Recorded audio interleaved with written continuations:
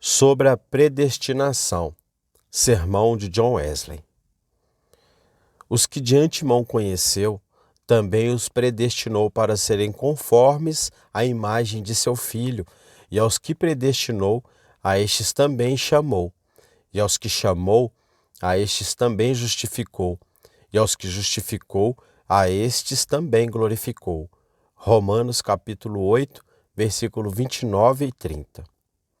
Nosso amado irmão Paulo, diz Pedro, escreveu a vocês segundo a sabedoria que lhe foi dado, falando destas coisas, como fazem todas as suas epístolas, nelas, nas quais há pontos difíceis de entender, que os indoutos e inconstantes torcem, como também as outras escrituras, para sua própria perdição.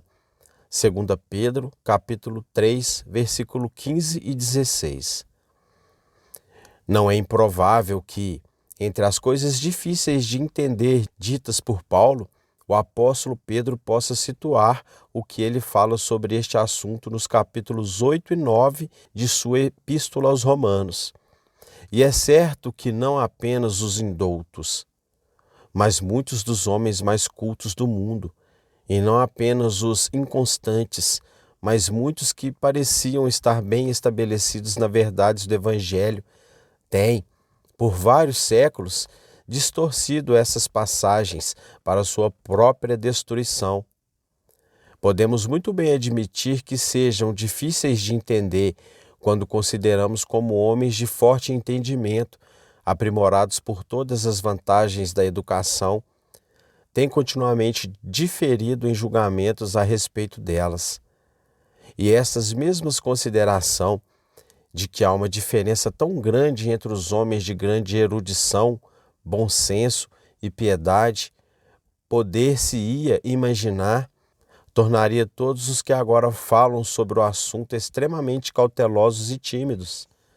Mas não sei como é que exatamente o inverso é observado em todas as partes do mundo cristão. Nenhum escritor na Terra parece mais positivo do que aqueles que escrevem sobre este difícil assunto. Não, os mesmos homens que, escrevendo sobre qualquer outro assunto, são notavelmente modestos e humildes.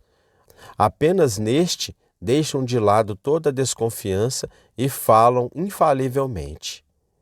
Isso é peculiarmente observável em quase todos aqueles que afirmam os decretos absolutos, mas certamente é possível evitar isso. Tudo o que propomos pode ser proposto com modéstia e com deferência aos homens sábios e bons que têm opinião contrária, e principalmente porque tanto já foi dito sobre cada parte da questão, tantos volumes foram escritos, que dificilmente é possível dizer algo que não tenha sido dito antes. Tudo o que eu ofereceria no momento, não aos amantes da discórdia, mas aos homens de piedade e franqueza, são algumas breves dicas que talvez pode lançar alguma luz sobre o texto acima recitado. Quanto mais frequente e cuidadosamente considerei isso, mais me inclinei a pensar que o apóstolo não está aqui, como muitos supuseram, descrevendo uma cadeia de causas e efeitos.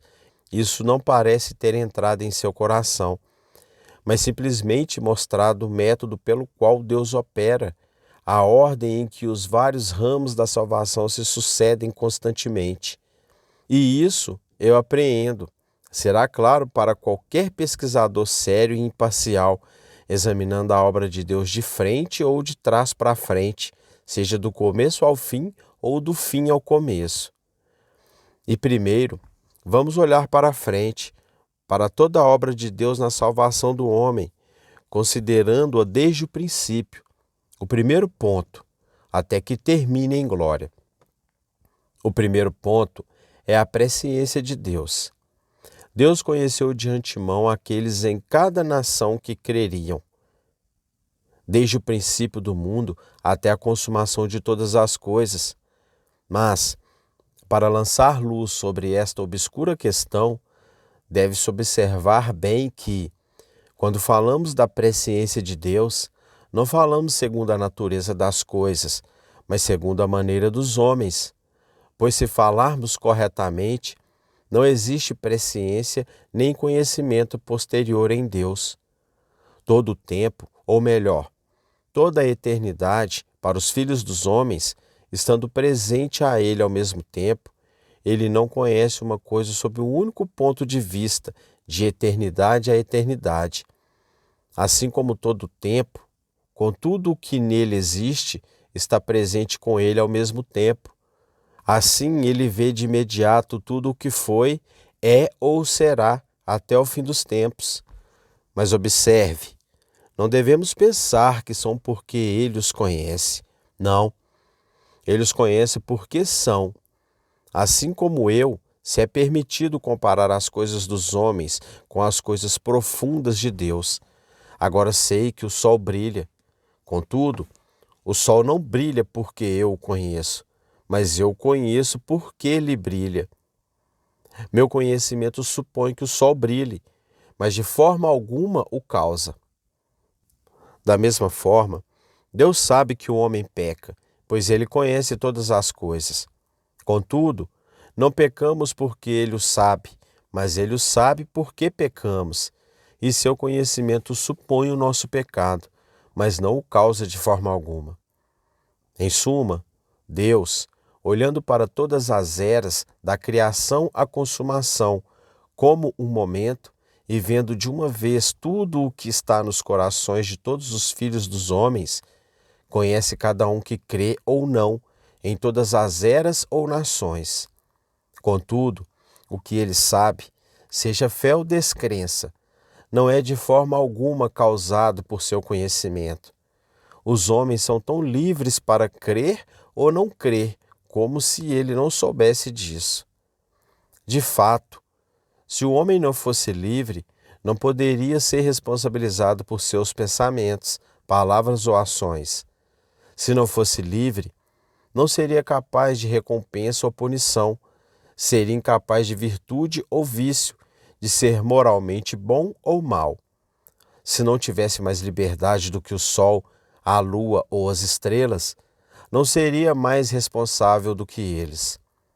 Supondo que não tivesse mais liberdade do que eles, as pedras da terra seriam tão capazes de recompensas e tão passíveis de punição quanto o homem. Uma seria tão responsável quanto a outra. Sim, e seria tão absurdo atribuir-lhe virtude ou vício quanto atribuí-los ao tronco de uma árvore. Mas prossigamos. Os que de antemão conheceu, também os predestinou para serem conforme à imagem de seu Filho. Este é o segundo passo. Falar à maneira dos homens, pois, de fato, não há nada anterior ou posterior em Deus. Em outras palavras, Deus decreta, de eternidade a eternidade, que todos os que creem no Filho do seu amor serão conformados à sua imagem, serão salvos de todo pecado interior e exterior, para toda santidade interior e exterior. Consequentemente, é um fato claro e inegável que todos os que verdadeiramente creem no nome do Filho de Deus agora, recebem o fim da sua fé, a salvação das suas almas, e isso em virtude do decreto imutável, irreversível e irresistível de Deus. Quem crer será salvo, quem não crer será condenado. Aos que predestinou, a estes também chamou. Este é o terceiro passo, lembrando ainda que falamos à maneira dos homens. Para expressar de forma um pouco mais ampla, de acordo com seu decreto fixo, de que os crentes serão salvos, aqueles a quem ele preconhece como tais, ele chama tanto exteriormente quanto interiormente. Exteriormente pela palavra de sua graça e interiormente por seu Espírito. Essa aplicação interior de sua palavra ao coração parece ser o que alguns chamam de chamado eficaz, e implica chamá-los de filhos de Deus, aceitá-los no amado, justificá-los gratuitamente por sua graça, por meio da redenção que há em Jesus Cristo. Aos que chamou, a esses também justificou. Este é o quarto passo. É geralmente admitido que a palavra justificado aqui seja tomada em um sentido peculiar, que significa que ele os tornou justos ou retos. Ele executou seu decreto, conformando-os à imagem de seu Filho, ou, como costumamos dizer, o santificou. Resta aos que justificou, e esses também glorificou. Este é o último passo. Tendo-os tornado idôneos para participar da herança dos santos na luz, ele lhes dá o reino que lhes foi preparado antes dos tempos eternos. Esta é a ordem em que, segundo o conselho da sua vontade, o plano que ele estabeleceu desce à eternidade. Ele salva aqueles que conheceu de antemão, os verdadeiros crentes em todos os lugares e gerações. A mesma grande obra de salvação pela fé, segundo a presciência e o decreto de Deus, pode aparecer sobre uma luz ainda mais clara, se a considerarmos de trás para a frente, do fim ao princípio. Suponha, então, que você estivesse com a grande multidão que ninguém pode contar, de toda nação, língua, tribo e povo, que louvam ao que está sentado no trono e ao Cordeiro pelo século dos séculos. Você não encontraria um único entre todos os que entraram na glória que não fosse testemunha daquela grande verdade. Sem santidade, ninguém verá o Senhor. Nenhum dentre toda aquela inumerável companhia que não tenha sido santificada antes de ser glorificado. Pela santidade, ele foi preparado para a glória, de acordo com a vontade invariável do Senhor, que a coroa, comprada pelo sangue de seu Filho, não fosse dada a ninguém, exceto àquele que são renovados por seu Espírito. Ele se tornou o autor da salvação eterna somente para aqueles que lhe obedecem interiormente e exteriormente, que são santos de coração e santos em todo o procedimento. E se você pudesse considerar todos aqueles na terra que agora estão santificados, descobriria que nenhum deles havia sido santificado antes de ser chamado. Ele foi chamado primeiro, não apenas com um chamado exterior, pela palavra e pelos mensageiros de Deus, mas também com um chamado interior, pelo seu Espírito aplicando a sua palavra, capacitando-o a crer no Filho unigênito de Deus e testificando com o seu Espírito que ele era um Filho de Deus. E foi exatamente por esse meio que todos eles foram santificados. Foi pelo sentimento do amor de Deus derramado em seu coração que cada um deles foi capacitado a amar a Deus. Amando a Deus, ele amou seu próximo como a si mesmo e teve poder para andar em todos os seus mandamentos sem culpa.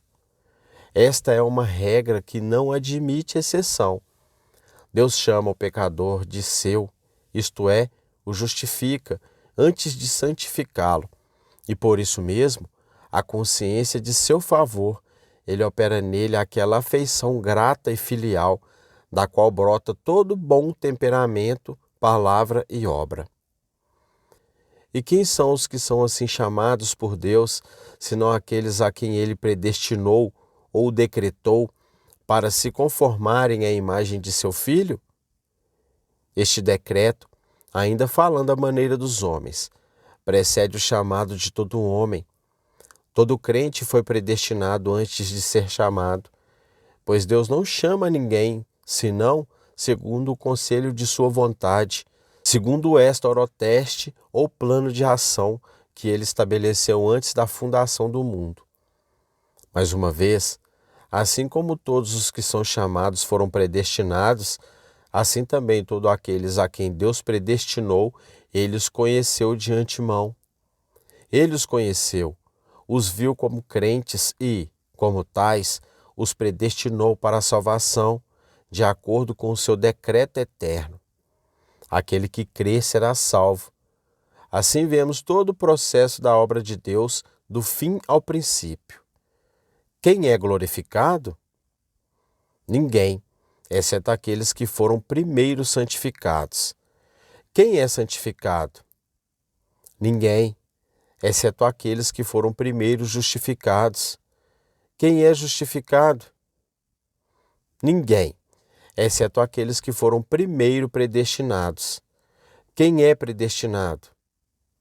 Ninguém, exceto aqueles que Deus conheceu de antemão como crentes. Assim, o propósito e a palavra de Deus permanecem inabaláveis como os pilares do céu. Quem crer será salvo, quem não crer será condenado.